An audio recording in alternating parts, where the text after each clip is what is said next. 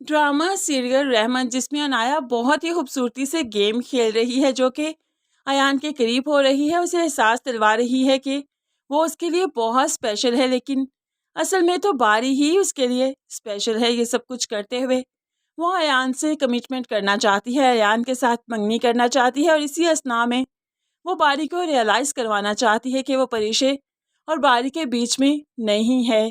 और ऐसा करते हुए ही तो वो अपनी गेम खेलेगी, ऐसा करते हुए ही तो वो बारी के करीब होगी, क्योंकि बारी समझ चुका होगा कि ये अयान से ही मोहब्बत कर, उसी से ही मंगनी हो चुकी है, मैं तो सिर्फ इसका पास्ट हूँ। तो बस इसी असना में, इसी ख्याल में वो कज़न होने के नाते अच्छी बॉन्ड बनाएगा अब अनाया के साथ।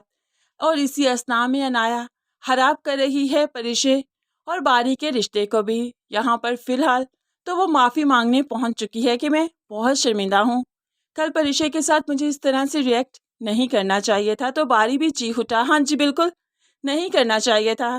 परिशे तुम्हारे घर में पहली बार आई थी और मेरे इंसिस्ट करने पर गई थी और तुमने उसे जलील करके वहाँ से निकाल दिया। तो ऐसे में अनाया कहने लगी, मैं शर्मिंदा हूँ, इसीलिए तो माफ़ी मांगने आई हूँ। परिशे कहाँ है, उससे भी माफ़ी मांगूंगी। अब परिशे आई तो अनाया परिशे से भी माफ़ी मांगती है, जिस पर परिशे काफ़ी हैरान हुई। तो अब कुछ देर के बाद अनाया अपनी गेम खेल ही लेती है। परिशे, अयान के ऑफिस ही जा रही हूँ मैं, चलो मिलकर चलते हैं, आज मेरे साथ चलो ना। तो बारी हैरान, अयान के ऑफिस? वो भला क्यों अयान के ऑफिस जाएगी?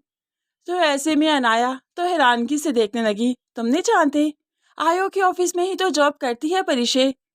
अब यहाँ पर हैरानगी की तो इंतहा ही नहीं। बारी हैरानगी से परिशे की तरफ देखता है और परिशे शर्मिंदगी से, वो मैं बताने ही वाली थी। तो इतने में अनाया कहने लगी, परिशे चलो ना, नहीं बताया तो आकर बता देना, कौन सी बड़ी बात है। अयान हमारा बहुत अच्छा दोस्त है, बारी का बहुत अच्छा दोस्त है, बारी को कोई एतराज़ नहीं होगा। बारी, अब तुम्हें मालूम पड़ गया ना, बाकी आकर बात कर लेना, अभी मुझे बहुत लेट हो रही है, मैं परिशे को लेकर जा रही हूँ।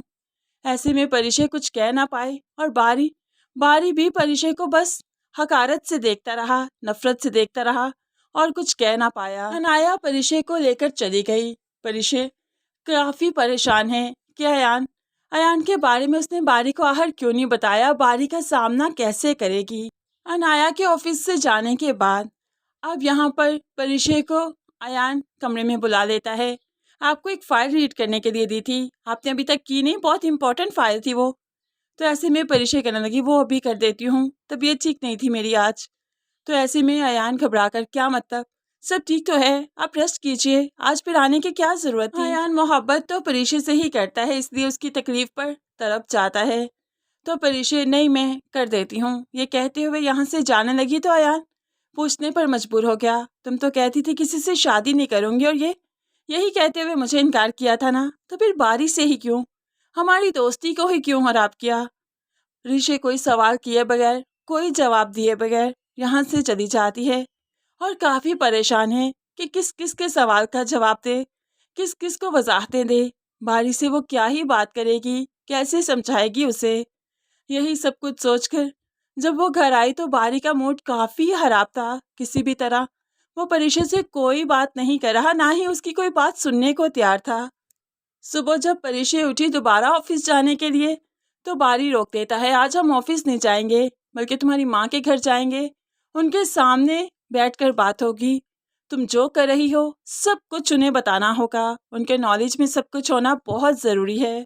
अब तो परिशे डर गई कि वहाँ पर बाप भी मौजूद है और रुमैसा भी, तो ऐसे में अयान के बारे में बात कैसी होगी वहाँ पर। तो घबराते हुए, नहीं बारी, हम वहाँ नहीं जाएंगे, जो भी बात है हम अपने कमरे की हद तक उसे सॉल्व करेंगे। तो बारी कहने लगा, लेकिन कमरे से बात तो तुमने खुद बाहर निकाली ना, तो तुम्हारी फैमिली तक बात पहुँचे तो क्या ही हर्ज है, बात तो अब सबके सामने ही होगी कि तुम क्या कर रही हो।